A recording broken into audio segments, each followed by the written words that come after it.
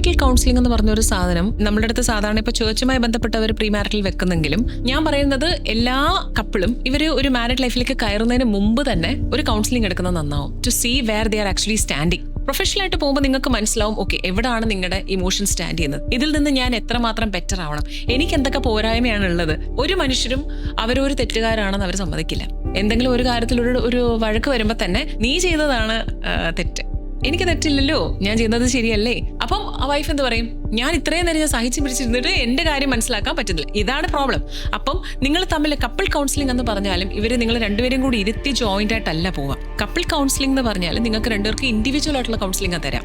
അതാണ് ഏറ്റവും നല്ലത്. ഞാൻ പറയുന്നത് മാരീഡ് ലൈഫ് കഴിഞ്ഞു പോകുന്നതിനെക്കാട്ടി അതിന് മുമ്പ് തന്നെ ഇതിനെപ്പറ്റി ഒരു ക്ലാരിറ്റി കിട്ടിയാൽ നിങ്ങൾക്ക് മനസ്സിലാവും, ഓക്കെ ഇങ്ങനെയാണ്. ഒരുപാട് കേസസിൽ നമുക്ക് ഒരു 20-21 റിലേഷൻഷിപ്പിൽ ഉള്ള കുട്ടികൾ തന്നെ ഒരുപാട് വരാറുണ്ട്. തുടക്ക സമയത്ത് എപ്പോഴും നമ്മളുടെ ബെസ്റ്റ് വേർഷൻ ആയിരിക്കും അവിടെ കാണിക്കുക. ആ ഒരു കണ്ടീഷനിൽ വെച്ചുകൊണ്ട് നമ്മൾ ഒരു കൗൺസിലിംഗ് നടത്തി കഴിഞ്ഞാൽ പ്രശ്നങ്ങളെയോ അല്ലെങ്കിൽ അവർ തമ്മിലുള്ള ആ ഒരു അന്തർധാര എന്ന് പറയുന്ന സംഭവം എങ്ങനെ മനസ്സിലാക്കാൻ പറ്റും. നിങ്ങളിപ്പോ നിങ്ങളുടെ ബെസ്റ്റ് വേർഷൻ എത്ര എടുത്താലും ഒരു കൗൺസിലറുടെ മുമ്പിൽ വരുമ്പോൾ ഇവർക്ക് ബോഡി ലാംഗ്വേജ് ഇവരുടെ ജസ്റ്റേഴ്സ് ഒക്കെ കാണുമ്പോൾ മനസ്സിലാവും താങ്കൾ ആരാണെന്ന്.